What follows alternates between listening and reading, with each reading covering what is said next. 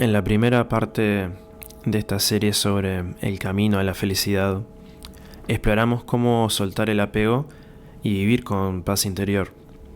Ahora, en esta segunda entrega, daremos un paso más allá para descubrir cómo alcanzar un estado de plenitud que no dependa de las circunstancias externas.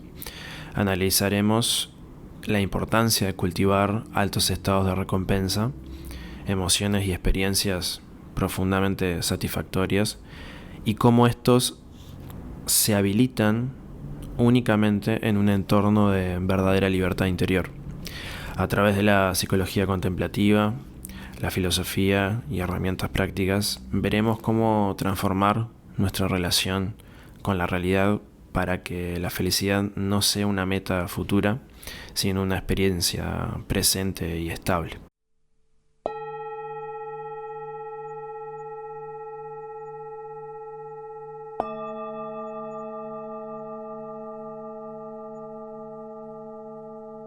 Todo esto se conecta con la idea que tenemos de la felicidad, que está fuertemente anclada en querer que las cosas sean de una forma, como mencionamos en el episodio anterior, donde omitimos contemplar la vida como realmente es.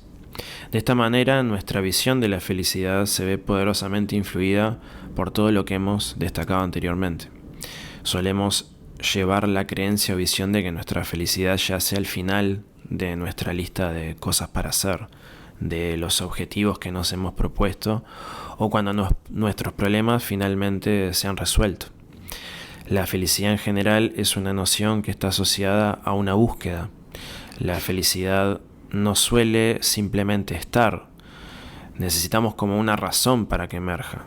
Necesitamos un motivo, como un proyecto, donde al final encontraremos la felicidad. Esta es una visión dualista ilusoria en donde dividimos nuestro tiempo de vida y ubicamos un estado personal de satisfacción en el futuro y un estado de insatisfacción en el presente. Vamos por la vida obnubilados frente a la realización de que solo existe este momento. Este momento es todo. La división de nuestra vida en estado actual y estado ideal es otra proyección más del mundo conceptual sobre la realidad genuina, que termina separándola en categorías. Y esto ha sesgado nuestra visión de la existencia, pues en realidad no existe la felicidad futura. El sufrimiento adquiere con gran frecuencia la cualidad de insatisfacción. Y esta proviene más que nada de nuestro anhelo por lo placentero y el rechazo del cambio y de lo desagradable. Pero esto ocurre en el medio de un mundo de impermanencia. Por ello, siempre estamos peleados con la realidad e insatisfechos. Lo placentero nunca dura. La satisfacción de algo eventualmente desaparece. Esta es la realidad cambiante de la existencia. Pretender entonces que la felicidad emane de la concreción de metas y proyectos, o de cualquier otro tipo de condición o razón, es perder la felicidad. En el momento que llegamos, se nos va, porque el mundo es impermanente y esa satisfacción que encontramos pasajeramente por algo no va a durar. A su vez, la motivación que nos dan los proyectos no es algo menor, de hecho es un factor sumamente importante para el bienestar. Pero visto lo anterior, debemos cambiar nuestra relación con las expectativas de felicidad sin caer en la desilusión de que estamos haciendo todo por nada, en definitiva. Desapegarnos de las condiciones es de hecho una precondición para realmente disfrutar de nuestros proyectos. Y los disfrutamos doblemente porque ya no vivimos para el futuro. La vida es ahora. El disfrute es lo que estamos haciendo. En este sentido, el trabajo con la atención plena, que hemos destacado como en el tercer gran apartado de esta serie, representa un elemento de sumo valor, ya que puede impulsarnos hacia una apreciación de un bienestar que es intrínseco al simple hecho de existir, al estar conscientes en cada momento. Como desarrolla Alan Watts en El Camino del Zen, debemos penetrar con la mirada universal la ilusión de que lo bueno o agradable puede ser arrancado de lo malo o doloroso, que es una cuestión que vimos en el episodio anterior.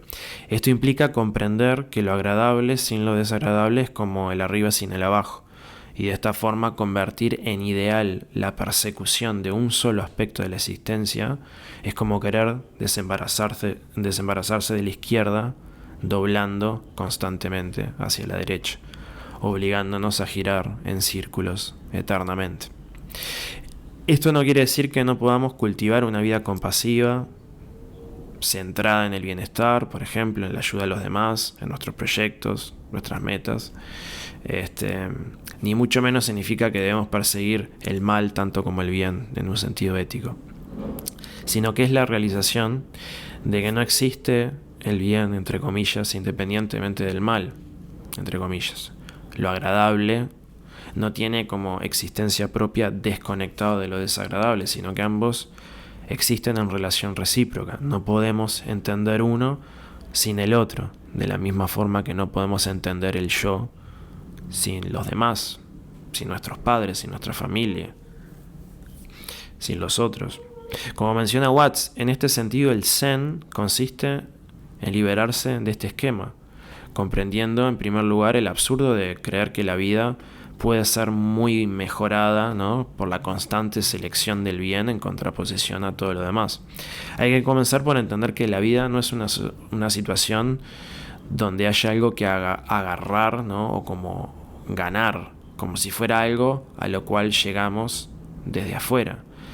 De esta forma, tener éxito es siempre fracasar, en el sentido de que mientras más éxito tenemos, mayor es la necesidad de continuar teniendo éxito, como dice el autor. Comer es sobrevivir para tener hambre nuevamente.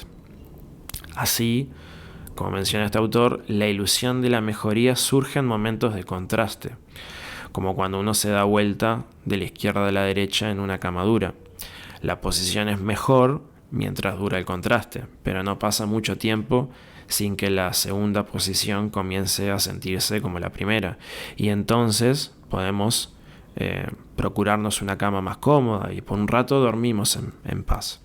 Pero la solución del problema deja un extraño vacío en nuestra conciencia, un vacío que pronto se llena con la sensación de otro contraste inevitable o intolerable, hasta entonces inadvertido y tan urgente y desconcertante como el problema de la cama dura.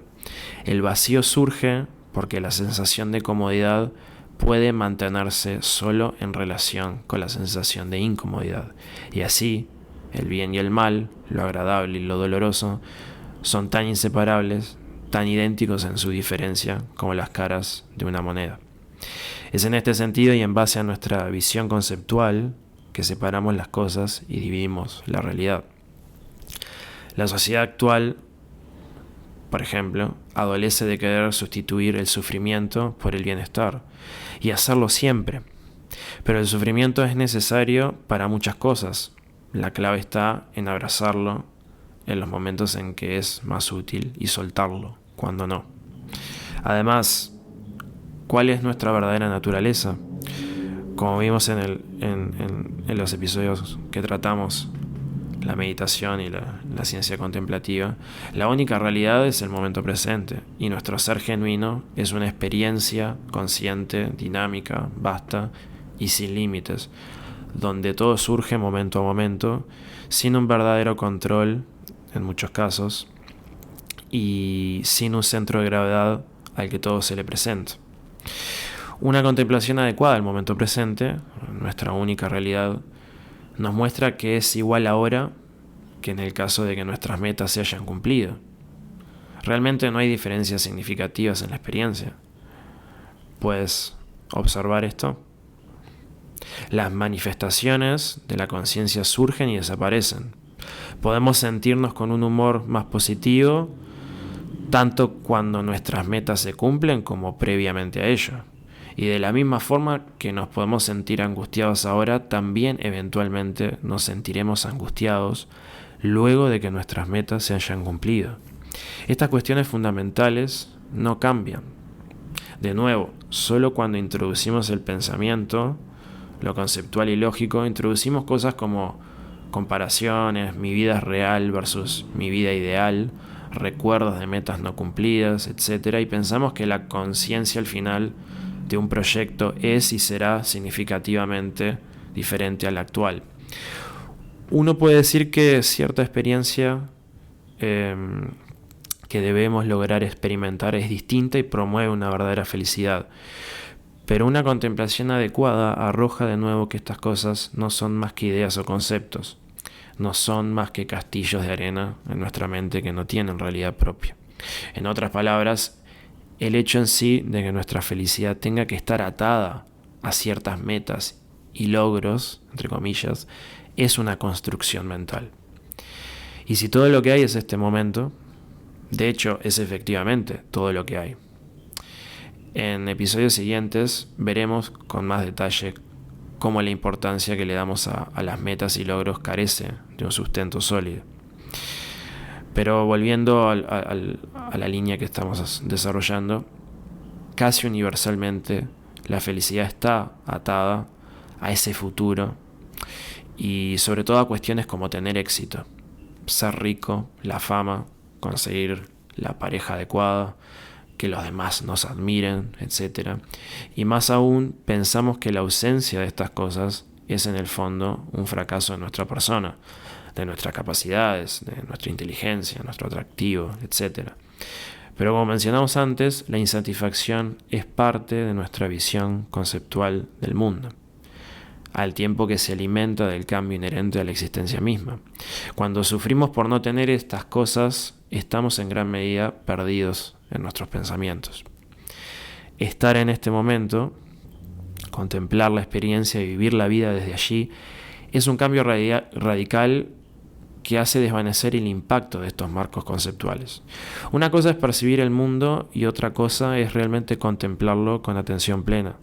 La felicidad no está en conseguir algo, sino en cultivar la naturaleza ya presente en cada momento.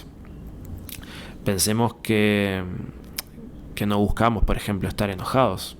No buscamos enojarnos. Sin embargo, sí buscamos la felicidad.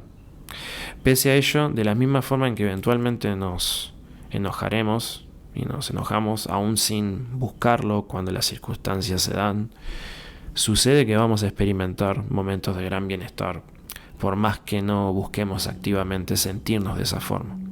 Simplemente sucede por las distintas dinámicas de la vida, nuestros esfuerzos incluidos, pero a veces por cuestiones del azar que se dan las circunstancias y nos encontramos sintiendo bienestar.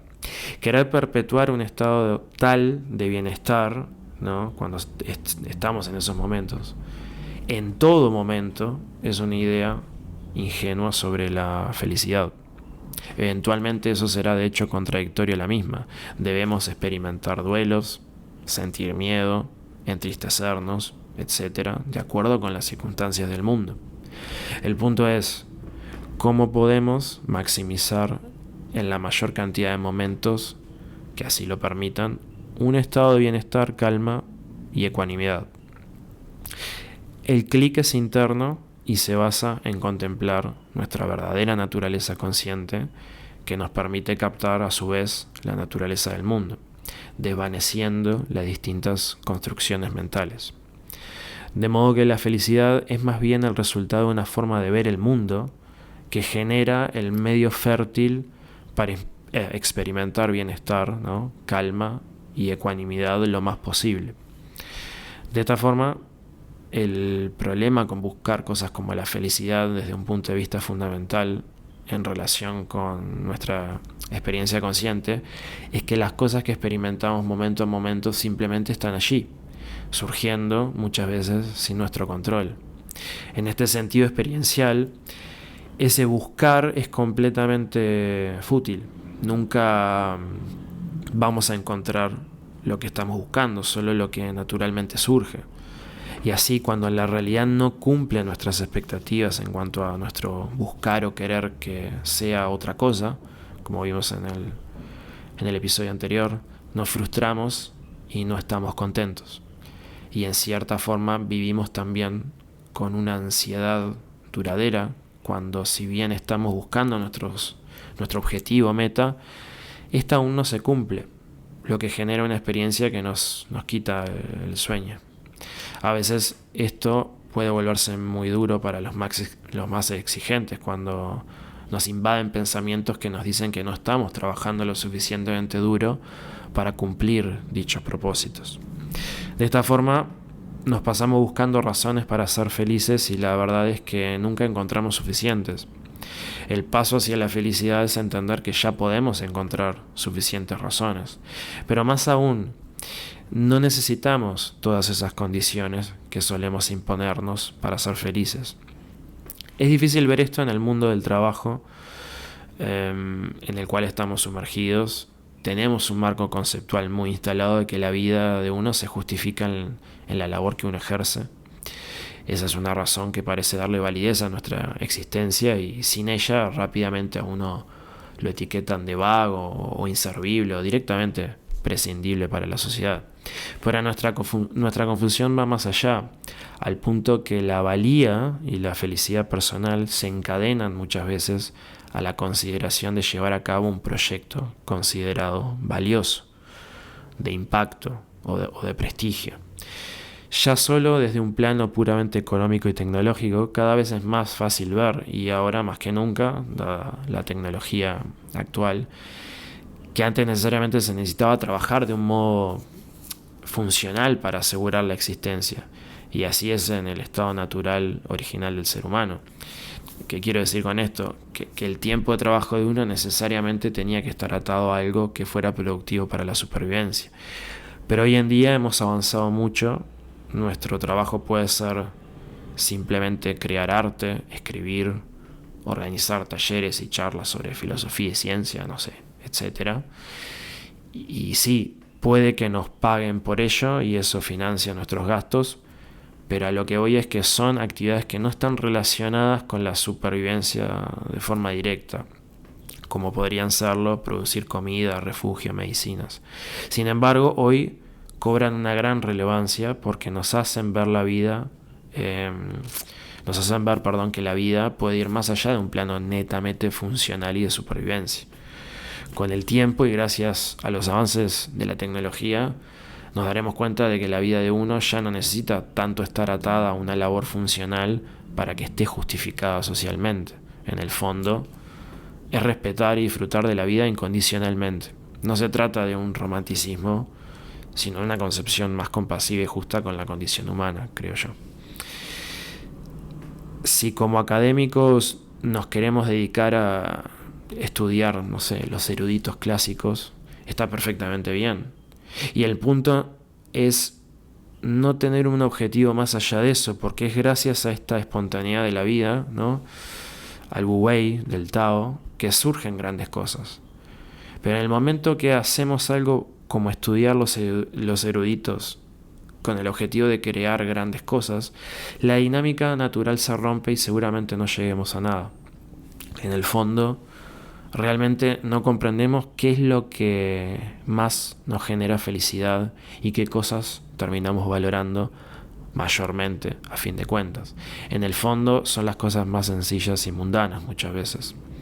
Y el afecto, por ejemplo, de los seres que nos rodean. Puede parecer descabellado, pero el afecto, no sé, por una mascota, ver a nuestros hijos aprender a andar en bicicleta o tomarnos un té con nuestra pareja una tarde de primavera, termina significando más para la felicidad que tener la empresa más fructífera o colonizar el espacio, por poner ejemplos. Un mundo frívolo es el de la banalidad del lujo. Las marcas, la moda, las carteras, prendas y perfumes, la exacerbación de la belleza física, lo que está in o cool, el auto de alta gama o el último celular de moda. Estas cosas no aportan mucho o nada, prácticamente, a la felicidad. Deberíamos reflexionar como sociedad cómo podemos reconvertir estas actividades y dedicar las energías a proyectos quizás más fructíferos y significativos para ayudar a los demás.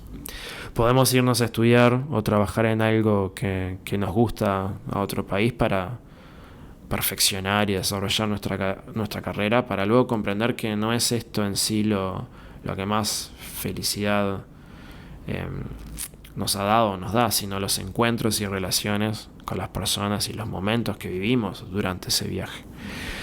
Nuestra empresa puede fracasar, podemos terminar eligiendo otra carrera, podemos perder nuestro trabajo, pero de repente perder a un ser como nuestra mascota nos hace ver que toda esa importancia que le damos o que le hemos dado a las primeras cosas no nos da la misma felicidad que nos da el cariño y amor de ese ser, por ejemplo.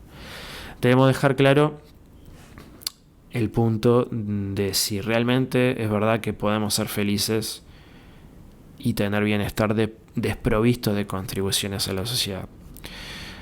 No, como que no es necesario hacer nada y igual podemos ser felices. No podemos ser felices. Yo creo que ni una cosa ni la otra. ¿Qué queremos decir? Pues no tendremos los más altos estados de recompensa solo en una dirección. Tenemos mucho que aprender al respecto. Del lado de la contribución a la sociedad, no tiene por qué ser algo que culturalmente se considere increíble. Ese pensamiento es solo una alimentación, de nuevo, de ese ego conceptual asociado al éxito y al estatus. O sea, es algo negativo, insaciable. Primero debemos contemplar y cultivar la humanidad que tenemos y descentrarnos, dejar ir el yo consciente, como hablamos en los episodios sobre la ciencia contemplativa, para luego sentir verdadera y duradera satisfacción por nuestras contribuciones. Esto se conecta con lo de liberarnos del propósito y del sentido que veremos en los siguientes episodios, donde profundizaremos un poco más respecto a esto. Todo en definitiva dejará de ser, lo cual le saca el impacto y el llamado imperante que tiene la idea de que debemos contribuir en grande a la sociedad, o de que no estamos cumpliendo con nuestro sentido y básicamente perdiendo el tiempo. Y así dejamos abierta la puerta a otro tipo de relación más sana y menos ansiosa con nuestros objetivos y proyectos. En cierta forma, el mensaje es aprender a ser felices sin el éxito y el estatus, para luego disfrutar de una mejor manera de nuestros proyectos. Para ello debemos entender la intrascendencia e impermanencia de todo lo que nos rodea y de nosotros mismos, para dar lugar a la humanidad que nos abre al disfrute genuino, o más bien a la humildad que nos abre al disfrute genuino. El éxito, el estatus, el prestigio, la idea de autoimportancia o que vamos a dejar una huella infinita en la sociedad y en la realidad con nuestros proyectos y metas, son cualidades que nacen de la ignorancia. Si realmente experimentamos el mundo tal cual es y vemos con su cualidad de impermanencia de las cosas, de cambio y de inmensidad, todas esas construcciones mentales se derriban.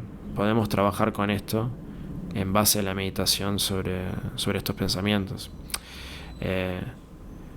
Pensemos un momento en los millones de personas brillantes que hay en el mundo, todos tratando de ser el próximo genio del siglo, en el ámbito que sea. Pero eso sencillamente no va a ocurrir, pues por definición solo hay un genio del siglo, por nombrar un ejemplo conceptual. Y si bien la ambición es un motor que ha generado grandes resultados creativos, en el fondo es un arma de doble filo, porque nos impulsa con una ilusión como base. El paso a dar es construir con desapego para permitir la felicidad, ante todo, en medio del trabajo productivo. En cierta forma, bajemos la marcha, reduzcamos el frenesí. ¿Acaso vale la pena lo contrario? Empresarios y emprendedores como Elon Musk habla hoy en día de ir a Marte, ¿no?, como su prioridad, y la menciona como una de las prioridades fundamentales de la humanidad, globalmente colonizar el espacio, ¿no? Pero si todo va bien con el planeta, ¿realmente hace la diferencia si lo hacemos en los próximos 50 años o dentro de 200 años o más? ¿Por qué ese sentido de urgencia de vivir al límite para cumplir con objetivos muchas veces ilusos en el menor tiempo posible? ¿Qué costo mental estamos pagando por ello? Traigo este ejemplo, pero esto se traslada a nuestras pequeñas metas, al trabajo, a la economía mundial, nuestros trabajos en el día a día. ¿Qué costo mental estamos pagando por esa imposición que nos hacemos conceptual? En el siguiente episodio veremos los distintos argumentos de por qué ese costo en términos de felicidad no vale la pena.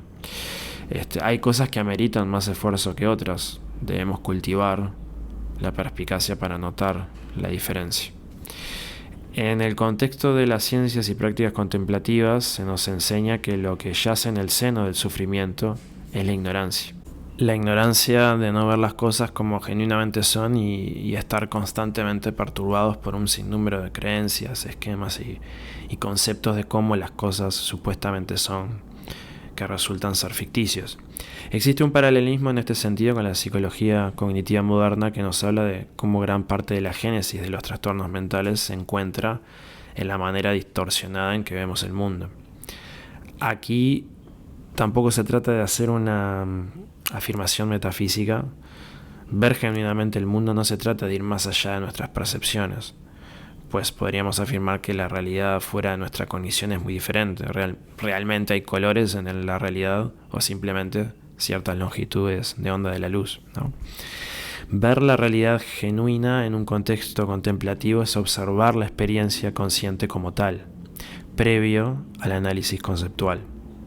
Es ver el pensamiento en sí más que adentrarse en su significado y ramificaciones. No es difícil ver hoy en día la situación de muchas personas increíblemente afortunadas que tienen suficientes razones para ser felices, pero que se inventan un sinnúmero de razones para no serlo.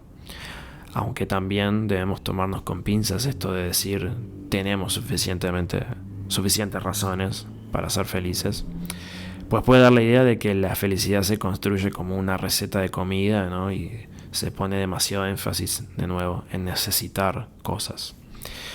Debemos tener en cuenta que considerar que tenemos suficientes razones para abrazar la felicidad no es incompatible con querer satisfacer nuestras necesidades básicas o trabajar por metas y grandes proyectos. En las naciones desarrolladas, el promedio de personas no requiere satisfacer dichas necesidades. Para ellos, digamos, más que ningún otro grupo, la vía hacia la felicidad es increíblemente directa y se relaciona con este cambio interior en nuestra conciencia. Pero la realidad para un número considerable de personas en naciones con altos niveles de pobreza es que existe toda una serie de necesidades básicas de alimentación, seguridad y salud que no se encuentran satisfechas. Por lo tanto, ¿en qué medida es cierta en estos contextos la frase de que ya tenemos suficientes razones para ser felices? Podemos verlo de esta forma. En el fondo, la afirmación no deja de ser cierta porque la naturaleza genuina de nuestro ser siempre está presente, independientemente de las circunstancias. El punto es que la felicidad representa una modalidad del ser, no un estado. Eso lo hablamos un poco en el episodio anterior. Pero como equiparamos bienestar y placer con felicidad, generamos confusiones y pensamos que la felicidad desaparece en la medida que desaparecen nuestros estados de bienestar. Pero podemos desarrollar una forma de ser que cultiva la ecuanimidad en medio de la tormenta y que no es incompatible con querer satisfacer nuestras necesidades básicas. O sea, a la par de transitar el camino hacia satisfacer nuestras necesidades esenciales, podemos hacerlo de una forma más plena, donde podemos realmente apreciar las pequeñas mejoras que obtengamos. Entonces veámoslos de otro modo. Deja de ser feliz una persona que, habiendo cultivado una mente contemplativa y con un buen nivel de vida, pierde casi todos sus bienes materiales y a partir de allí vive una vida muy modesta. ¿Deja a esa persona de ser feliz? Si pensamos que sí, entonces estamos encadenados a que la felicidad depende de las circunstancias exteriores. Y la realidad es que nunca estaremos satisfechos, pues la realidad es cambiante. Existen factores como la adaptación hedónica que hace que nunca encontremos suficientes razones para ser felices. ¿Dónde está el punto de corte realmente? Este nunca aparece. Siempre hay algo más que conseguir, algo más que hacer para finalmente ser felices.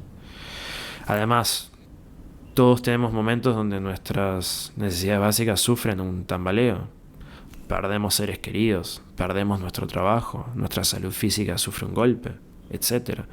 Pero estos momentos no necesariamente nos arrebatan de la cualidad de felicidad, que es una forma de ser. De hecho, es gracias a la felicidad que podemos transitar estos momentos de forma más saludable y con mayor ecuanimidad y calma. Lo que cambia son ciertos estados, pero la cualidad fundamental de la conciencia permanece. El bienestar humano, en el largo plazo, es una combinación de distintos aspectos de nuestro ser, donde en el centro o eje se encuentra esta modalidad de ser feliz, a la que se integra todo lo demás, como nuestras necesidades básicas, en una esfera que engloba nuestra autorrealización, que en el fondo es una especie de autotrascendencia, de salir de nosotros mismos para vivir con desapego. No hay dudas de que la iluminación, la maestría espiritual y llevar una vida examinada y contemplativa no es lo único para autorrealizarnos. Podemos ser felices contemplando toda una serie de cosas que el mundo nos ofrece, que valen la pena cultivar, como nuestro trabajo, las relaciones significativas con los demás y los pequeños placeres de la vida. Más bien, lo que debemos comprender es que podemos encontrar suficientes razones en nuestra vida para ser felices, al punto que solos, en el medio de una montaña, podemos estar conectados con las demás personas. En el medio de las vicisitudes de la vida podemos hallar la paz, que no hay una verdadera urgencia en la vida, que podemos estar plenamente relajados y aún así seguir con nuestros proyectos y con las diferentes demandas y exigencias que esto nos trae. Si uno contempla bien la existencia de todas esas personas afortunadas en sus circunstancias existenciales, tienen de hecho lo necesario y suficiente para gozar de felicidad, pero sufren por invenciones mentales. A esto debemos sumarle el tema del control de la realidad y la compasión asociada al entendimiento de cómo surgen las cosas o cómo se da la experiencia, o sea, las cosas que pensamos y queremos porque consideramos nos harán felices, son cosas que nuestra conciencia más bien en general recibe, en vez de ser elementos genuinamente creados por un ego que estamos controlando. Esto nos hace cuestionar hasta qué punto eso que deseo, que tengo, es algo que yo realmente deseo, en vez de ser simplemente una manifestación en la conciencia en forma de deseo. Entender esta diferencia nos libera en el sentido de que comprendemos que no somos muchas veces agentes del pensamiento.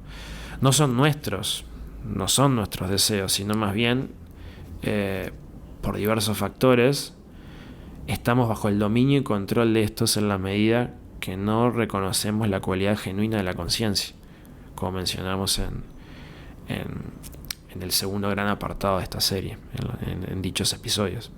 Este manto de ilusión nos hace posesivos, defendemos nuestros pensamientos y nuestras creencias a muerte, como si las hubiésemos generado nosotros y fueran parte de nuestra identidad.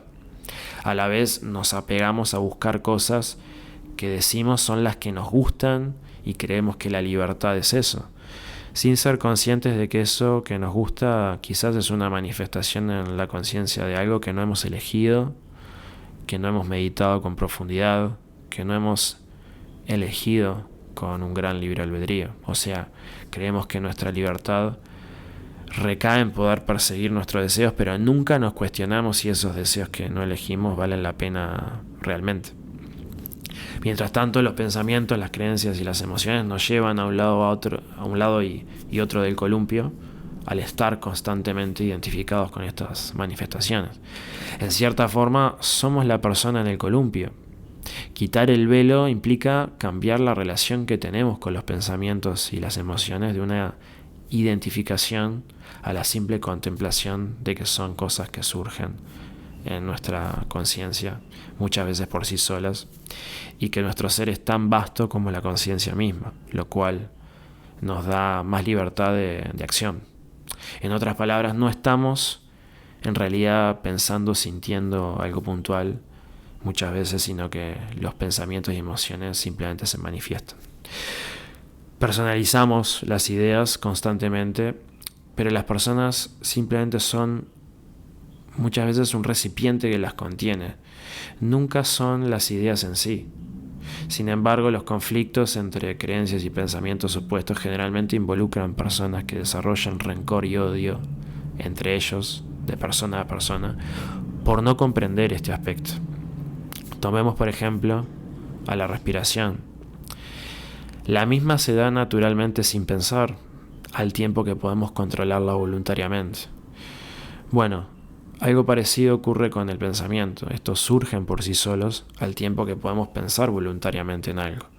Sin embargo, si analizamos cuidadosamente cómo es que pensamos en algo o controlamos la respiración o cualquier movimiento, en realidad no lo sabemos, simplemente lo hacemos.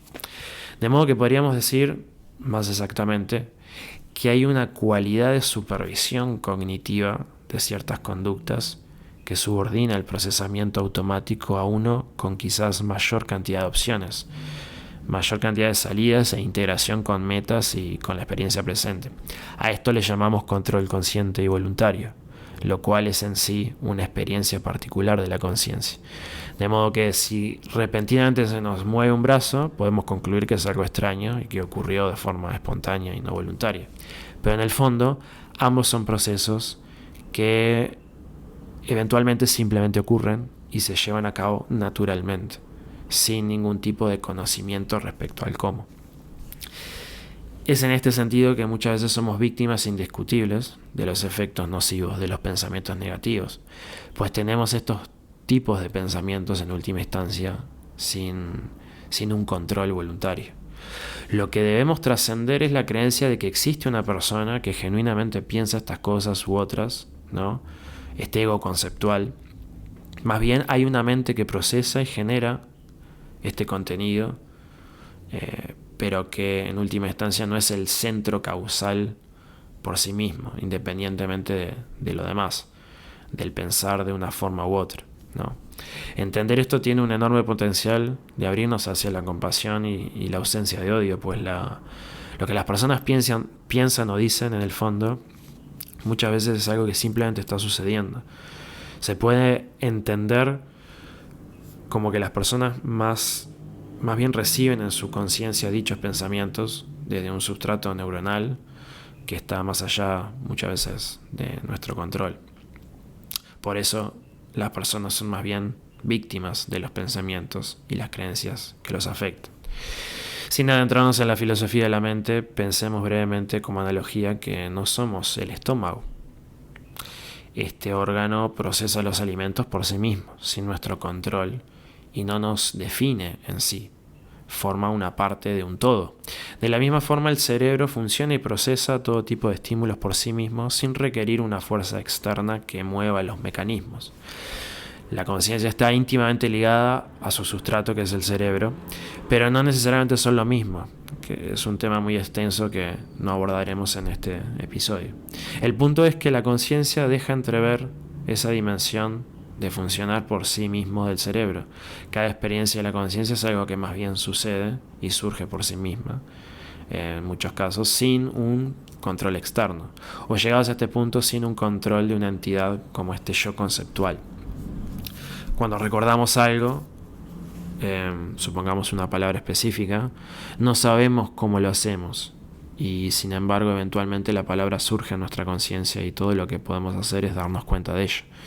No sabemos cómo lo hacemos porque los procesos están ocurriendo por sí mismos sin un llamado control consciente, voluntario de estos. Ahora bien, podríamos preguntarnos cómo sería nuestra experiencia consciente si en vez de entender que el cerebro es el causante de la conciencia y esta última es una entidad diferencial del cerebro, si nosotros como seres conscientes fuésemos el cerebro en sí, si los procesos cerebrales es lo que somos en el fondo desde este plano, consciente como en nuestra cabeza, ¿no? ¿Cómo sería esa experiencia? Pues muy probablemente se parecería a cómo de hecho percibimos y experimentamos las cosas.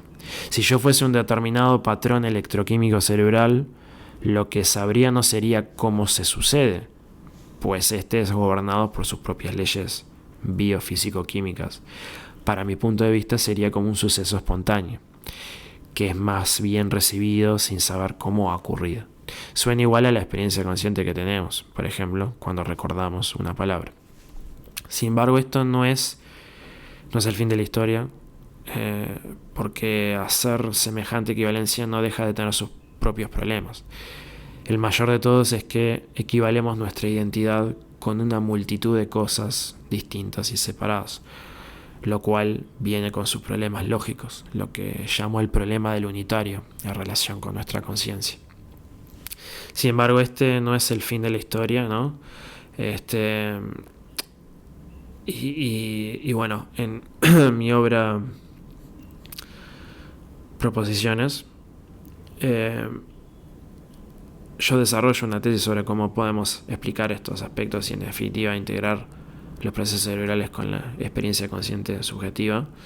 No quiero adentrarme mucho, pero viene el desarrollo que nos llevaba sobre la felicidad y los pensamientos. El punto es que de una forma u otra debemos empezar a comprender que la conciencia o el cerebro, cualquier proceso, sucede muchas veces por sí mismo, gobernado por sus leyes y estructuras causales, sin la necesidad de un control externo o de un agente externo. Este último concepto ligado a la noción común sobre el libre albedrío que tienen las personas. Incluso si fuésemos a decir que somos la conciencia o el cerebro, no existe un control externo de los procesos en base como a este yo conceptual, ¿no? Ese yo que ahora se equivale al cerebro o a la conciencia misma. Simplemente es y se desarrolla por sí mismo en base a sus propias leyes también. Simplemente actuamos y hacemos las cosas por sí mismas. No somos como un Dios por fuera del mundo que mueve los hilos de nuestras acciones y pensamientos. Somos la experiencia. La persona es la experiencia que simplemente pasa, muchas veces sin un control último y definitivo. Esto, sin embargo, no significa que no exista el libre albedrío. Simplemente implica que somos algo que tiene una naturaleza dada, de acuerdo con lo cual actuaremos. No podemos trascender esto. Una naturaleza o entidad que luego sí ejerce una voluntad o que tiene una capacidad para la agencia, pero debemos apreciar la diferencia entre una cosa y otra. Desarrollaremos más sobre estos temas cuando hablemos sobre el libre albedrío, que será un apartado específico de esta serie. Y también cuando desarrollemos un poco más alguna de estas ideas respecto a la conciencia, en un apartado también específico sobre este punto. Estos hechos no quitan para nada que podamos cambiar, pues el cambio es perfectamente compatible con esta forma de funcionar de las cosas. Lo que sí debemos contemplar que los pensamientos y las emociones son simplemente manifestaciones que surgen muchas veces sin nuestro control y que no son genuinamente nuestro ser, sino eventos transitorios de la conciencia. Debemos aprender a recibir los pensamientos muchas veces y las emociones, más que creer que los está generando un ego, ¿no? Este ego conceptual que lleva nuestro nombre. Por ende no son en última instancia nuestros. Fuera de esto, hagamos por un momento ahora el ejercicio de considerar que todas nuestras metas se cumplieran de un momento a otro y en este momento fuésemos felices. ¿Qué consideraciones trae esto? Existe algo que se llama adaptación hedónica. Nos acostumbramos a un estado de las cosas que hemos alcanzado e inevitablemente estaremos volviendo a lo mismo, a buscar constantemente otras cosas. Nos pasamos buscando más cosas para alimentar nuestra conciencia. Deseamos la novedad, nuevas cosas para satisfacer, pero la clave de la felicidad está en acomodarnos desde la perspectiva de que en realidad no necesitamos más, que ya tenemos suficiente. Esto permite que todo lo nuevo en lo que nos embarquemos sea algo que hagamos de forma mucho más despreocupada y que realmente podamos disfrutar.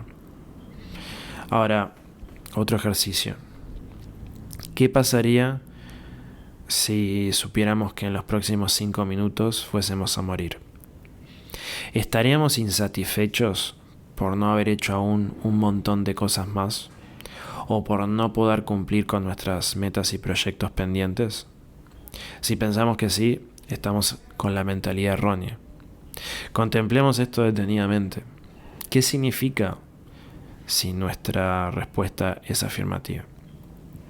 Implica que nuestra experiencia presente, que siempre puede terminar, nunca termina de abrazar la felicidad por culpa de estar atada al futuro, a metas y proyectos. La muerte se vuelve el fracaso absoluto por excelencia al estar siempre buscando la felicidad en otro lado. Debemos hacer un cambio de conciencia y entender que ya podemos ser felices y estar en calma y balance en el momento en que nos encontramos en la vida, independientemente de nuestras metas. De esta forma nos liberamos de muchísimos malestares y sufrimientos innecesarios. Si solo tuviera esto o lo otro, si solo ya tuviese la vida arreglada de esta forma u otra, ahí sí sería feliz. Estas narrativas con nosotros en el centro son comunes y tienen distintos efectos. Muchas veces nos impulsan a trabajar e incursionar en proyectos. Muchas veces nos hacen infelices por no cumplirlos. Observemos qué hecho curioso, ¿no? Que nos inventamos un mapa de cómo las cosas deben evolucionar y si luego no es así, nos deprimimos, nos enojamos, nos frustramos y lo hacemos sin percatarnos de que la razón por la que sufrimos es un invento. En cierta forma nos estamos autosaboteando. Es un invento de que la realidad tenga que salir de esta forma y tenga que estar la felicidad condicionada a X meta, X proyecto y que se tiene que cumplir en cierto momento. Demos vuelta al asunto y comprendamos el punto fundamental en este sentido, que es entender que pese a alcanzar una meta, aún vamos a seguir insatisfechos o incompletos, o sintiéndonos desdichados si en las circunstancias presentes lo estamos. Porque obviamos que no es la meta lo que nos da felicidad duradera, sino una forma de ser en el mundo que es independiente de los proyectos personales y la búsqueda de logros y éxito. Se trata de una forma de ser en el mundo que atiende a la experiencia directa, ¿no? Y es consciente de la naturaleza genuina de las cosas y de cómo nos engañamos con conceptos. Parte de nuestra insatisfacción surge de esa comparación que hacemos entre la realidad actual y la ideal. Y eso sucede porque erróneamente valoramos el mundo ideal, sobreestimamos la importancia de metas y proyectos y creemos que la felicidad absoluta pasa por eso y consecuentemente otorgamos a nuestros deseos una falsa recompensa. Estas narrativas esconden una pseudo felicidad, pues nos sentimos bien frente a la perspectiva de trabajar en cosas que nos llevarán a cierto punto en nuestras vidas, pero la expectativa de recompensa de ello es exagerada y ampliamente sobreestimada. Nos vamos a sentir igual que como nos sentimos ahora. Las metas no cambian la verdadera naturaleza de nuestra experiencia consciente. Eventualmente, al llegar a la meta deseada, solo nos encontraremos que estaremos deseando otras cosas, a la par que lo que conseguimos va perdiendo el efecto que nos generó en un principio. Podemos haber encontrado a que consideramos es el amor de nuestras vidas, solo para luego perder ese encantamiento de descubrir la humanidad en el otro, llena de virtudes pero también plagada de defectos. Además, de nuevo, como veremos en el siguiente capítulo, en el siguiente episodio de esta serie, las metas y proyectos no son tan importantes como solemos pensar. Hay una experiencia de felicidad en las cosas comunes y en el presente que traspasan las épocas y los proyectos personales. Esa es la felicidad que debemos descubrir, una forma de felicidad única y genuina. Naturalmente podemos sentirnos bien con los proyectos y metas que hemos cumplido, pero este tipo de bienestar se asienta en una evaluación conceptual de la experiencia, que si nuestros criterios se mantienen más o menos iguales, nos va a dar cierto sentimiento de recompensa cuando pensamos en ello. Pero puede que nuestros criterios cambien, lo cual sucede muy a menudo, y ya no consideremos la meta como lo suficientemente importante. Quizás nos comparemos con otros y pensemos que lo que hemos hecho no es tan bueno como lo que consiguieron los demás. En tal caso, las metas cumplidas ya no nos darán esa felicidad. Es más, puede que nos invadan pensamientos autocríticos y de malestar. Por ello, esta felicidad basada en las metas y logros tiene unos cimientos muy flojos que muy a menudo ceden con el tiempo. Pero existe otro tipo de felicidad que es independiente de lo que estamos haciendo de nuestras carreras. Ver una película con nuestra familia un sábado a la noche de un día lluvioso puede ser felicidad, tanto para un niño, para un adolescente o para una persona en plena adultez, con trabajo y distintas responsabilidades. No se trata de tener que buscar un estado mental de paz y armonía, pues buscamos erróneamente un progreso. Más bien se trata de entender cómo la realidad ya es. No te vuelves feliz, solo puedes ser feliz. Nunca llegamos, como se suele repetir últimamente. Tiene sentido darle más importancia a la trama que al desenlace, pues la vida es, más que nada, trama. Independientemente del contexto, podemos cultivar felicidad. Los proyectos y metas y las mejoras que podemos generar en nuestra sociedad son objetos de contemplación y disfrute de una vida feliz, pero no somos últimamente felices por esas cosas, sino con esas cosas. Y esta es la diferencia crucial.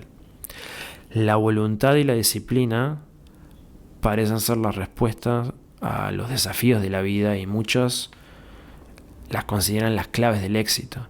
Pero de hecho la voluntad es como un músculo. Podemos entusiasmarnos con ejercitarlo, pero de tanto trabajarlo llega un momento que se fatiga y de esta forma volvemos por un tiempo a nuestro estado normal de iniciativa. Debemos en el fondo hacernos cargo de nuestra felicidad y no esperar que llegue desde afuera. Esto no quita, sin embargo, que descuidemos el contexto en nuestra vida. O sea, tampoco debemos dejar de lado el cultivo de un contexto feliz.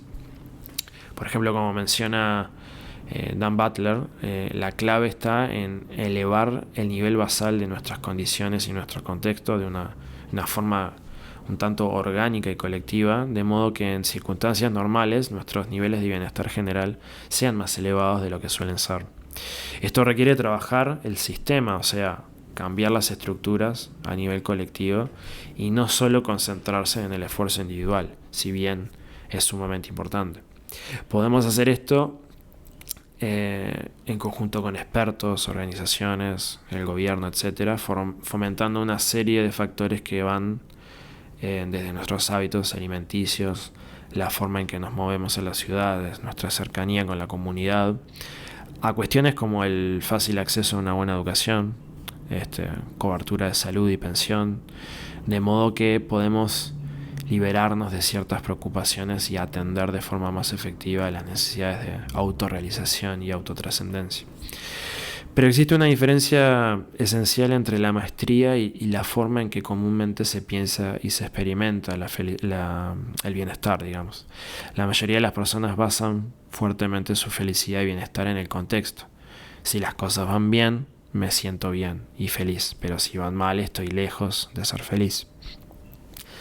Esto es fundamentalmente el piso en el que está basado el bienestar de las sociedades modernas actuales.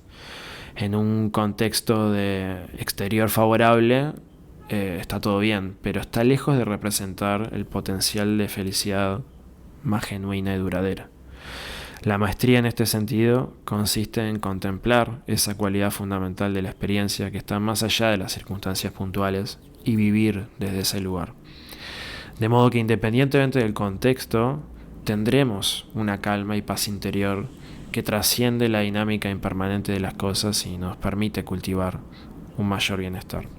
De nuevo, algún momento llegará en que este estado de bienestar se interrumpa, de la misma forma que si bien podemos haber trascendido el apego, en algún momento nos podremos encontrar apegándonos a algo. La clave está en apreciar el bosque por sobre cada árbol. El estado general de nuestro ser frente a las inevitables excepciones. Esto también forma parte del cultivo de la sabiduría.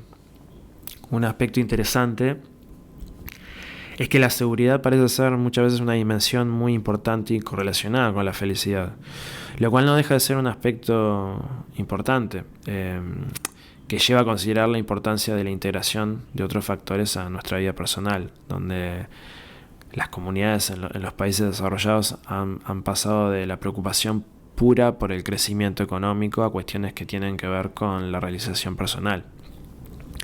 Pero no debemos caer en desgracia, porque si bien es verdad que mucha gente prefiere la seguridad a la libertad, debemos descansar en nosotros, debería descansar en nosotros la responsabilidad y consecuencias de nuestros criterios, no en otros que no elijan renunciar a su libertad, como hablamos en episodios anteriores. Tener mucho dinero no proporciona realmente mayor bienestar como lo comprueban las investigaciones. Sin embargo, nos encadenamos a ese camino de acrecentar nuestras riquezas materiales mientras desatendemos otras cosas. Al mismo tiempo, parece que naturalmente favorecemos el hecho de tener ciertas condiciones de vida aseguradas, como vivienda, educación y acceso a servicios de salud.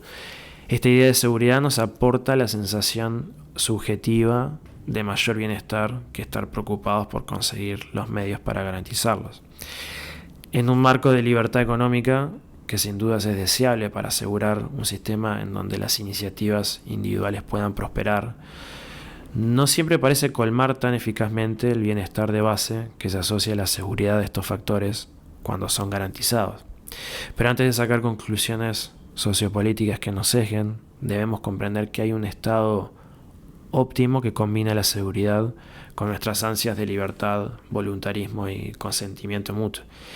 Y es el estado donde la seguridad se fomenta, siempre y cuando haya privacidad. Las personas tenemos derechos fundamentales, al igual que los demás seres sintientes. En el caso de los seres humanos, dadas nuestras facultades cognitivas, estos derechos cobran diversas formas. Por ejemplo, el derecho a la propiedad, que en esencia refiere a nuestra posibilidad de utilizar espacios y objetos para nuestros propósitos. El consentimiento mutuo está integrado al derecho de propiedad y se extiende a todas las dimensiones del ser humano, aunque no siempre se respete por parte de terceros en base a diversas justificaciones ideológicas.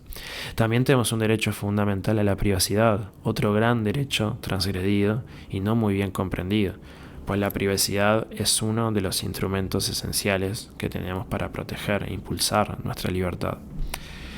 Con la privacidad integrada, por ejemplo, en criptografía, por ejemplo, tenemos la libertad de emitir transacciones e intercambios de información sin la intervención y coerción por parte de terceros, ¿no? La privacidad, si bien también puede ser utilizada para cometer actos perjudiciales contra otros, es innegable que, ante todo, esta va de la mano de la libertad, y tenemos que comprender este punto.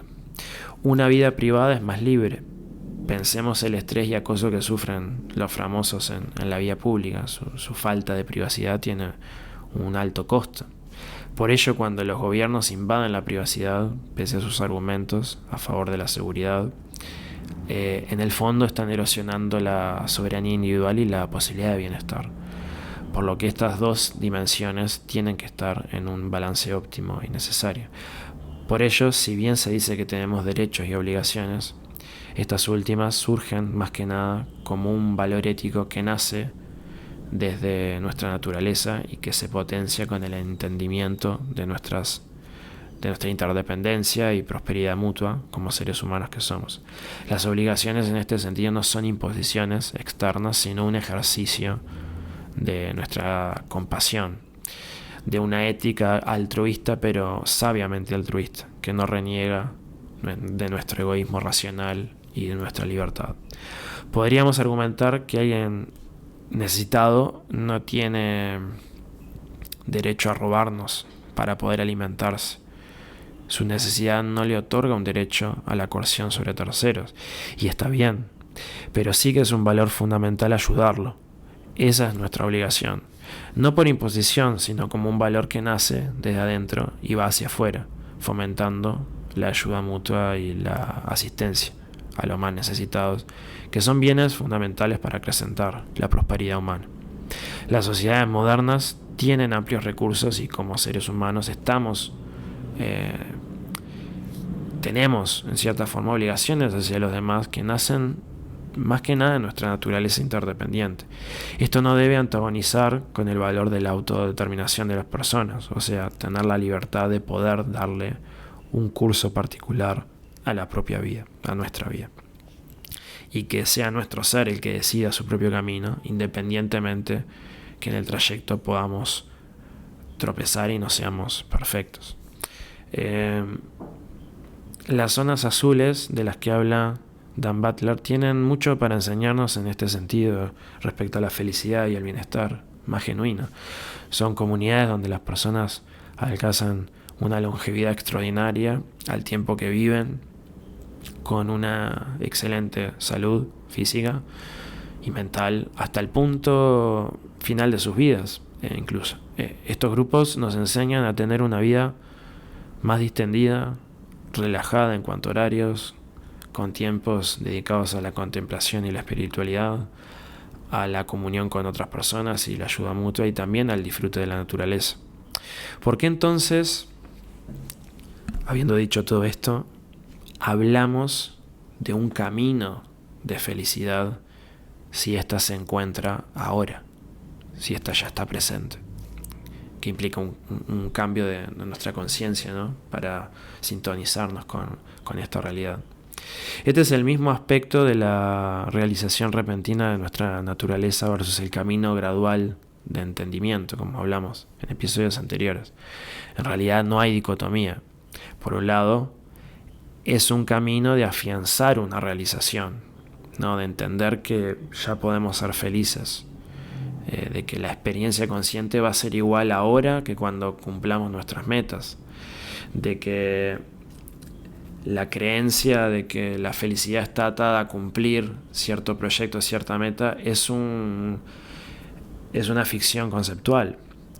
Cuando vemos el mundo tal cual es, cuando nos sintonizamos con la realidad consciente como es, a través de las prácticas contemplativas y vivenciamos esta realización, entendemos que ya podemos ser felices, que la felicidad es un modo de ser, que en el medio de la tormenta podemos aún tener esta cualidad y podemos transitar de forma feliz los diversos vaivenes de la vida. Por eso no hay dicotomía, porque es un camino de afianzar esta realización, de vivir desde esa perspectiva de que la felicidad solo puede estar en la naturaleza presente y concreta de la experiencia consciente, que siempre es ahora, a la vez que ese modo de ser está siempre presente, esperando a ser descubierto. La felicidad la vamos a descubrir en gran parte dejando de lado nuestro yo consciente y funcionándonos con la naturaleza genuina de la conciencia que entrenamos con la meditación, por ejemplo. Entonces, es un camino de afianzar esta realización, pero es una realización, ¿no?, que puede surgir en cualquier momento a través, por ejemplo, de la meditación y que debemos cultivar. Por eso es un camino. Es en ese estado concreto donde de la conciencia genuina, que la podemos percibir, donde las metas y proyectos en cierta medida desaparecen y somos uno con la forma y la dinámica del mundo. Allí dejamos de lado el apego, el querer que las cosas sean de una forma en particular. Este estado lleva una forma de ser que integra los insights y la práctica de la contemplación en la vida diaria. Y esta forma de ser es la que desarrolla felicidad a largo plazo. Y este es el punto de estos 2 episodios que hemos desarrollado, este tema de la felicidad. Eh, este estado, esta práctica meditativa, integra insights y la contemplación en la vida diaria, de modo que podemos desarrollar una genuina felicidad en el largo plazo. Haciendo esto, soltamos un mar de sufrimiento innecesario. Soltando el sentido y los propósitos, empezamos a hacer cosas con mayor disfrute y de forma despreocupada. Ya no necesitamos que la empresa tenga éxito en 3, 4, 5 meses. Vamos a trabajar por algo, vamos a cultivar autoestima, que implica altos estados de recompensa, al abocarnos a metas y proyectos, al desarrollar la maestría, al desarrollar la sabiduría, al aprender sobre cosas, al elevarnos como seres humanos hacia quizás lo que creemos es un ideal de cómo podemos ser como seres humanos, como especie, pero sin la urgencia de esperar que tenga que todo salir de una determinada manera, que esa empresa tenga éxito, no sé, en un año, que yo pueda haber finalizado mi obra en determinado tiempo y que sea así, y que tenga el éxito que yo espero que tenga.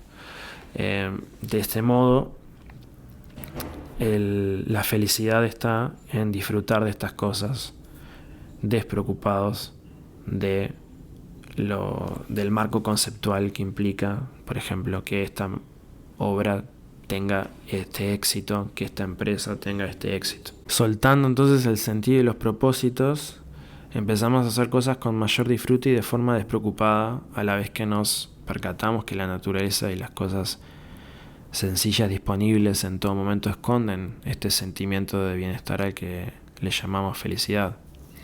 Soltar el sentido y el propósito implica no estar esclavizados a ellos. No implica que el sentido y los propósitos y las metas y las cosas que hacemos y que nos gusta hacer, los grandes proyectos a los que nos arrojamos como seres humanos para desarrollar y cultivar, no implica que esas cosas estén mal.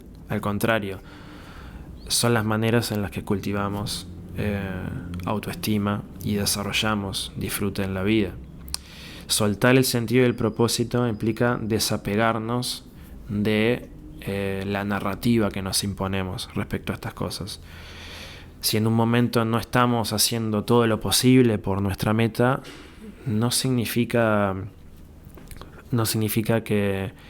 que estemos desatendiendo al propósito, porque en realidad el propósito no tiene por qué cumplirse de la forma que nosotros esperamos.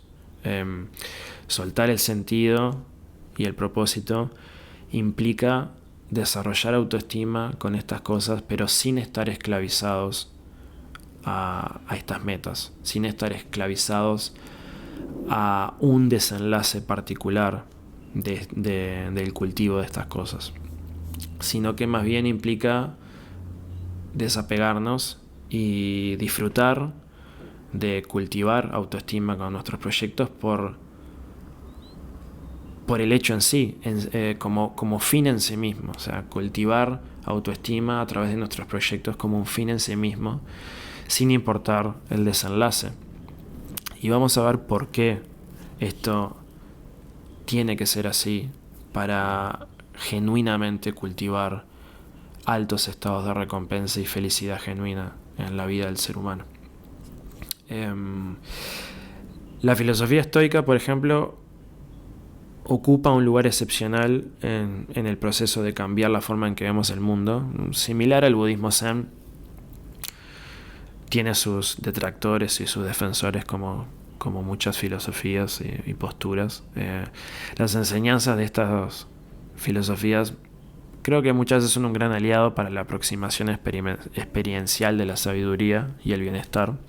En ambos casos, la felicidad, tanto en el budismo zen como en la filosofía estoica, es más bien un estado de tranquilidad, de paz interior y calma, ¿no? Los estoicos hablaban de ataraxia, un estado de ecuanimidad. En cierta forma, la idea es considerar lo bueno que es, ¿no? Por ejemplo, rascarnos cuando tenemos comezón, está bueno, pero mejor aún es no tener comezón en primer lugar. Podemos desear que las cosas sean diferentes, pero mejor estaríamos despreocupándonos de ese deseo, ¿no? Podemos desear no tener dolor, pero realmente queremos quitar el dolor en sí. Este es importante cuando es necesario para nuestra supervivencia y regulación emocional. Recordemos que naturalmente vamos a sentir apego a los pensamientos negativos pueden volver. De ahí la importancia de cultivar el verlos como simples pensamientos y eventos normales de la existencia y trabajar su regulación desde la contemplación. Y así, como estado, la tranquilidad y la calma terminan siendo muchas veces mucho más beneficiosos y elevados como estados de la mente que otro tipo de estados exaltados de la conciencia. Es allí cuando estamos más lúcidos. Y es el asiento de la felicidad genuina. Contrariamente a pasarnos la vida buscando una recompensa futura, ¿no? Como en proyectos y metas que creemos nos darán como un sentido de valía personal, donde inevitablemente estaremos atados al malestar de querer que las cosas sean de una determinada manera. Porque nos vamos a abocar a todos estos proyectos y buena parte del tiempo, muchas veces, las cosas van a salir de otra manera. Entonces nuestras metas y nuestros objetivos, esa búsqueda del éxito se termina transformando en una de las fuentes principales de sufrimiento e insatisfacción del ser humano. Y nunca podemos llegar a través de estos mecanismos de cultivar metas y abocarnos a proyectos. A través de ellos nunca vamos a encontrar este estado de paz mental, de paz interior y de felicidad genuina. El tema entonces no es evitar desear, no es evitar entregarnos a proyectos. Naturalmente vamos a desear cosas y está bien y podemos disfrutar desear ciertas cosas. Pero hay una delgada línea. No hay nada más placentero que sentir la ligereza de liberarnos de la necesidad de desear y querer cosas y proyectos. Y es de hecho cuando nos liberamos del deseo, cuando llegamos a disfrutar mejor y más plenamente de los proyectos que nos proponemos, ¿no? Del deseo aquí estamos hablando como de este apego, ¿no? De quiero esto porque esto me va a conducir a ser el más exitoso del mundo, esto me va a conducir al reconocimiento, a una mayor autoestima, ¿no? Que es lo que yo creo que me va a llevar a eso. Y cuando no sucede, y nunca termina sucediendo porque o bien nuestras metas se frustran, o cuando llegamos a ellas y creemos que con eso nos alcanzamos la felicidad, nos damos cuenta de que esa sensación interior con el tiempo se va aplacando y nos vamos a encontrar deseando ahora otras cosas. Puede que, no sé, nos volvamos los escritores más famosos del mundo, escribamos una obra y seamos súper exitosos, y después viene otro escritor que resulta ser más exitoso que nosotros y nos frustramos porque no somos los mejores. Entonces las metas y las creencias alrededor de ellas son las que nos generan un gran sufrimiento, y no entendemos que la felicidad no pasa, la felicidad genuina no pasa por ese lado. Entonces hay como una delgada línea, ¿no? No hay nada más placentero que sentir ligereza por liberarnos de la necesidad de desear y querer cosas y proyectos, y de hecho cuando nos liberamos de esto, ¿no? Que cuando llegamos a disfrutar mejor y más plenamente de los proyectos que nos proponemos. Es en este sentido que hablamos de esto y de cómo cultivar felicidad genuina. Entonces, de nuevo, la clave está, digamos, en no apegarnos al deseo y lo deseado, no estar condicionados a eso. Podemos sentirnos mal porque nos encontramos deseando cosas y creemos que no deberíamos, y eso mismo, no estar condicionado, se transforma en una condición y apego. Eso lo transformamos neutralizando el aferrarnos a través de la contemplación meditativa, desinteresada, ¿no? de la experiencia. Al mismo tiempo, es importante trabajar esto del olvido del yo consciente, como mencionamos en el gran apartado sobre las prácticas meditativas, ser uno con el mundo y dejar que las cosas sean, que el mundo se exprese a través de nosotros, muchas veces en vez de querer que el mundo sea absolutamente acorde a nuestra imagen. Creemos que nuestras vidas tienen como una especie de trascendencia universal y eso nos genera un falso sentido de importancia y de que debemos hacer ciertas cosas en nuestra existencia para experimentar felicidad. Pero ¿por qué nuestra vida no tiene tal trascendencia? En el momento presente, en la naturaleza de la conciencia, se esconde la naturaleza de la realidad. Allí no hay sentido o dirección. Las cosas sí pueden moverse de una forma en particular, pero eso carece de sentido. Una humanidad eterna que hará eventualmente nada más que disfrutar de las pequeñas cosas de la naturaleza es algo que de hecho podemos hacer ahora mismo. Allí seríamos prácticamente olvidados, pues con el paso del tiempo, un momento en particular, una existencia en particular, empezaría a dejar de cobrar relevancia poco a poco hasta desaparecer por lo nuevo que existe. Y así, a fin de cuentas, todo momento de la humanidad es intrascendente. Puede que algo ahora genere algo a futuro, pero luego eso desaparece, por la monotonía o por la desaparición de la humanidad. Y así descubrimos que lo importante es lo que ya está presente en todos los tiempos del ser humano, el disfrute de las cosas que nos ofrece la naturaleza de este mundo en este momento. Al final, simplemente tenemos a un ser humano jugando en el universo y no mucho más que eso. ¿Qué importancia mayor ha de tener? No hay ninguna. Esto no es una especie de afirmación arbitraria, creo que es de hecho una cualidad metafísica de la realidad.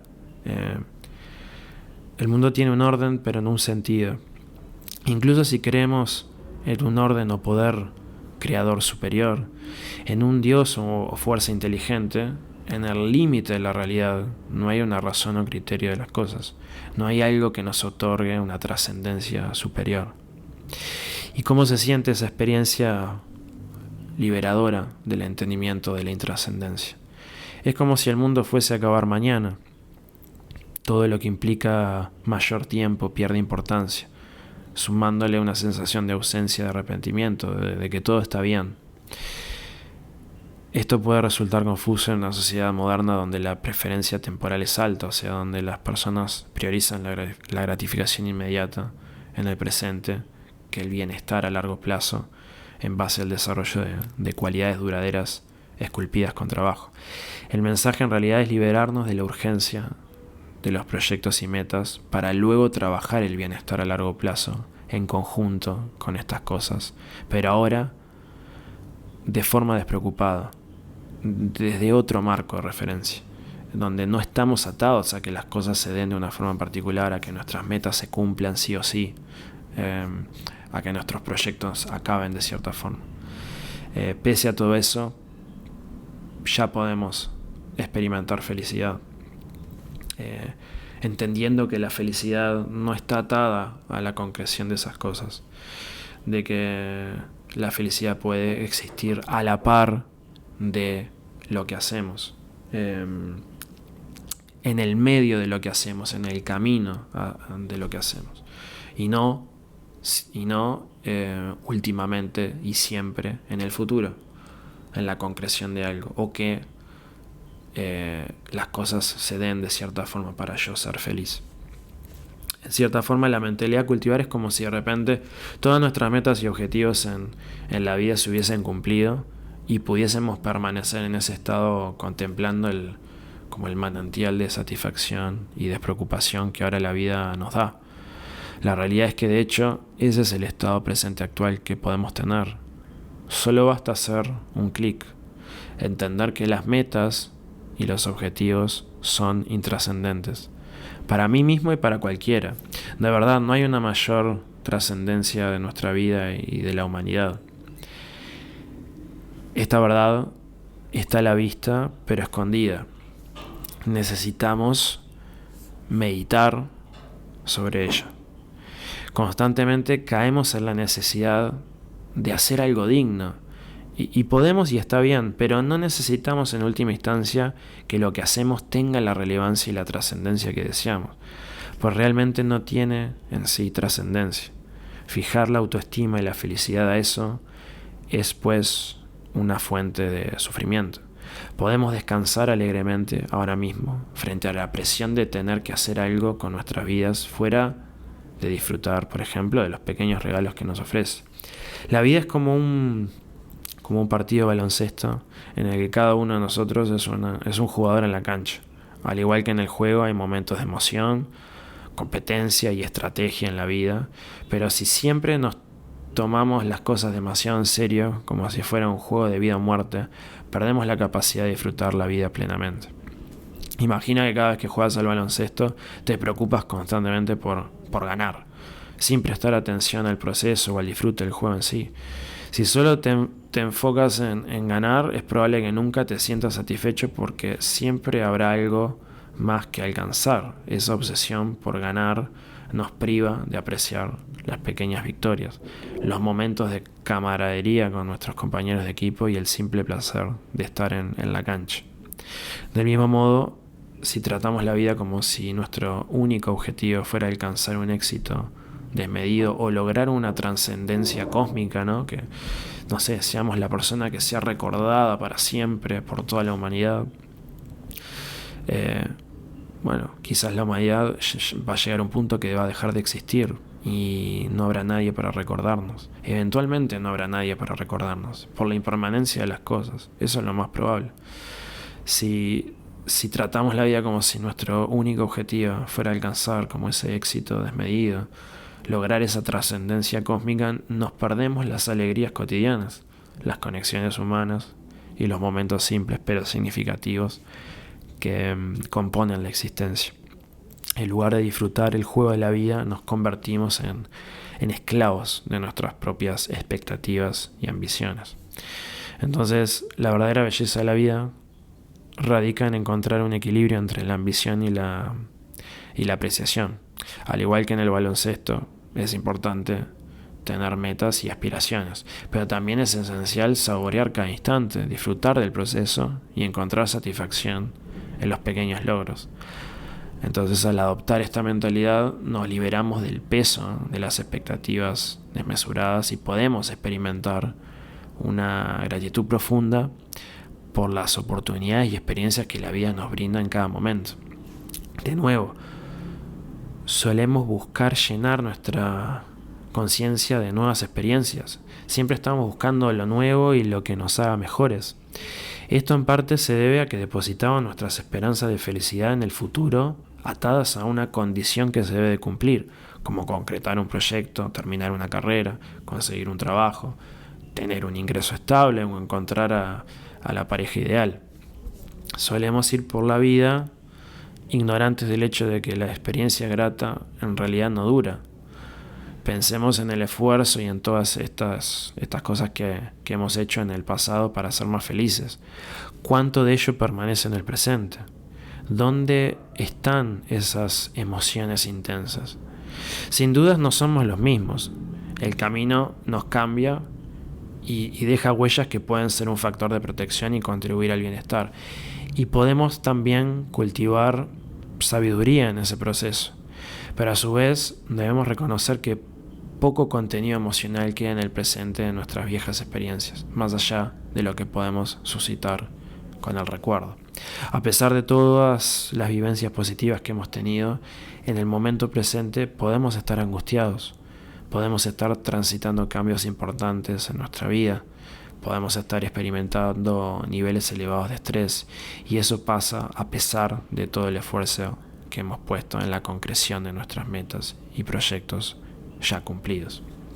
Solemos ir por la vida ignorantes también de cómo el sistema en el que vivimos abusa y explota esta ilusión de mejoramiento personal, de esta felicidad futura atada a condiciones para aprovecharse de nosotros y vendernos cosas. Nos aferramos al futuro y la incompletitud nos vende cosas y una ilusión de felicidad. Lo que realmente necesitamos es volvernos amigos de lo que ya somos. A un nivel fundamental, las cosas simplemente suceden, ¿no? Como mencionamos, en buena medida. No tenemos un control final sobre buena parte de la vida y la existencia. Debemos romper con todas las ilusiones que nos mantienen atados, como el éxito, el prestigio, el estatus, la belleza física, etc. Tenemos que relajarnos más y simplemente disfrutar de este viaje que tiene un fin para todos y para todo. Solemos autocriticarnos, nos decimos, si tan solo hubiera hecho esto o lo otro, hubiera sido realmente feliz, etc. En cierto nivel esto es un pensamiento mágico. La satisfacción desaparece por la naturaleza misma de los eventos, la naturaleza de que todo cambia, todo es impermanente. La realidad es impermanente. Y así, una de las bases fundamentales de nuestro bienestar se encuentra en el grado en que aceptamos la realidad tal cual es.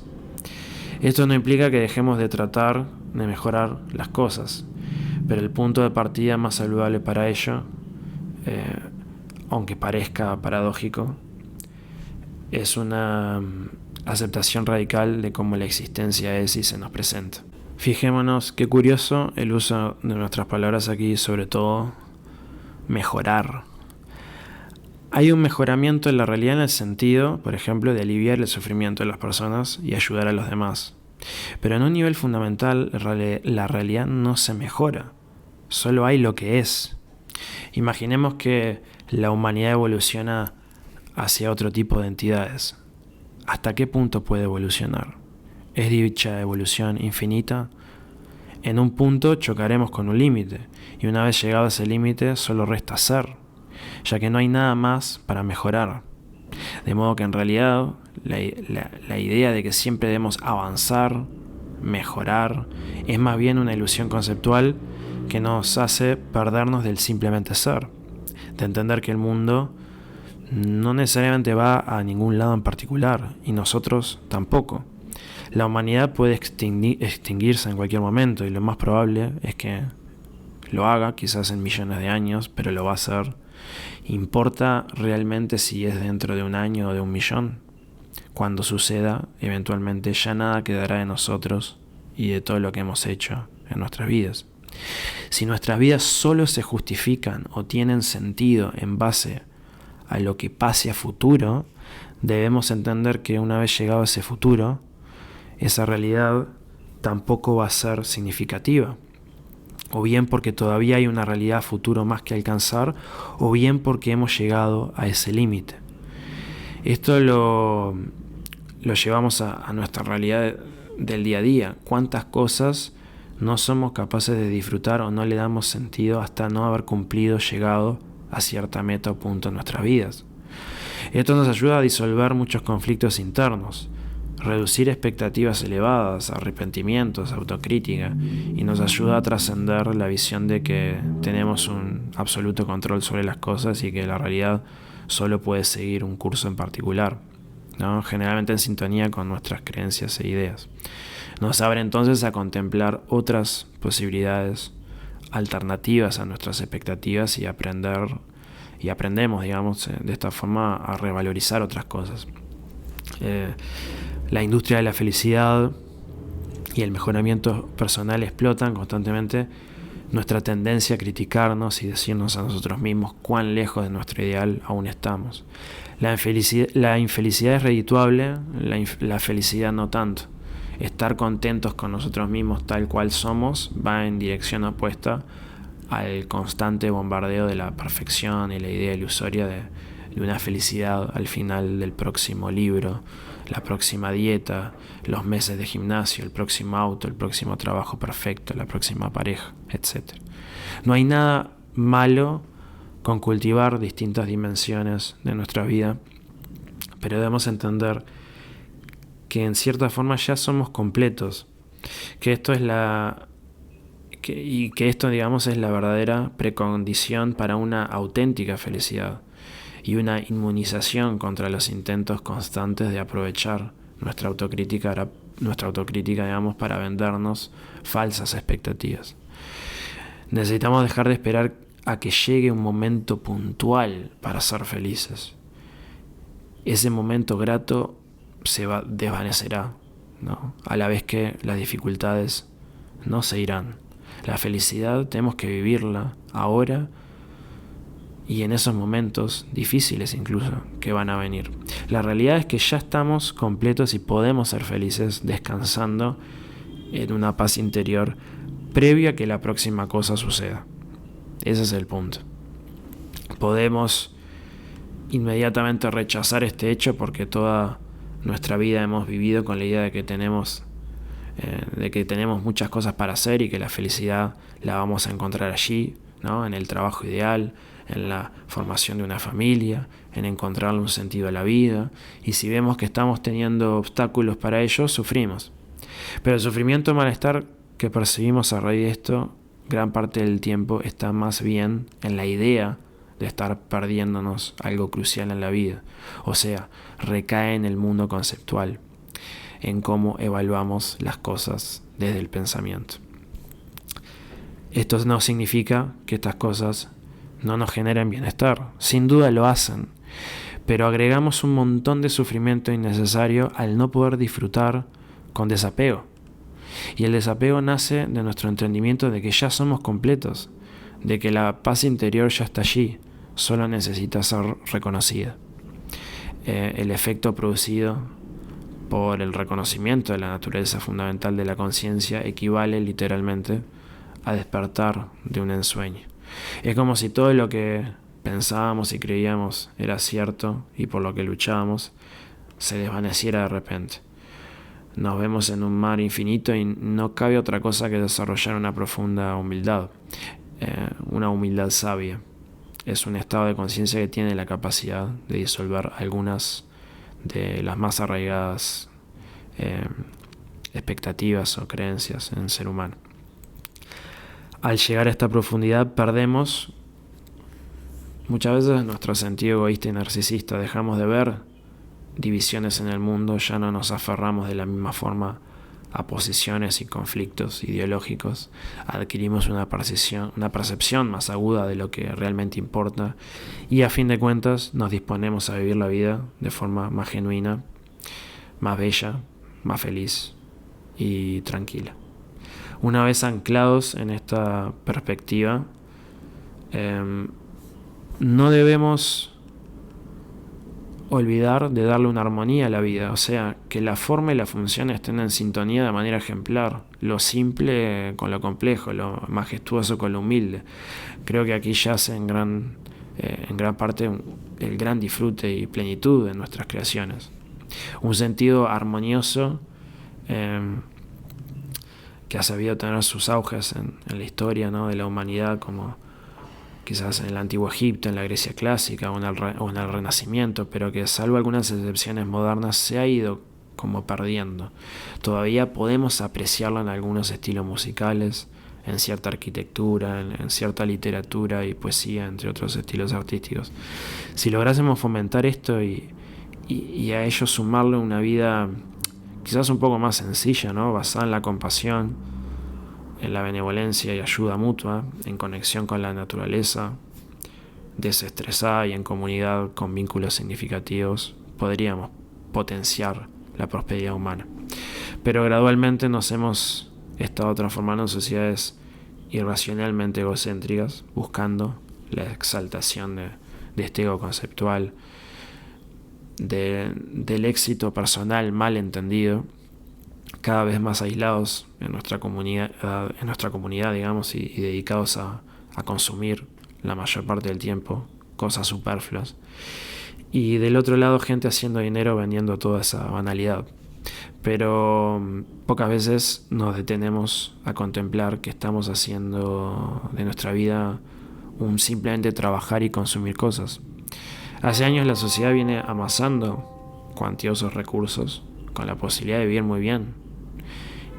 incluso sin necesidad de aumentar la carga laboral como sociedad. ¿Por qué no lo aprovechamos al máximo para transformar nuestra forma de vida? ¿Por qué no nos ayudamos mutuamente como comunidad de la mejor manera? Entonces, la vida estética se ha ido perdiendo, una vida natural en comunión, una vida en cierta forma epicúrea, sin adentrarnos en este concepto, pero sí lo quería mencionar.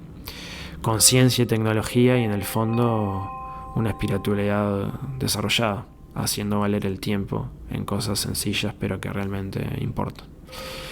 En el fondo tenemos la posibilidad de cultivar este camino mucho más luminoso y podemos comenzar a disfrutarlo ahora, en el momento presente.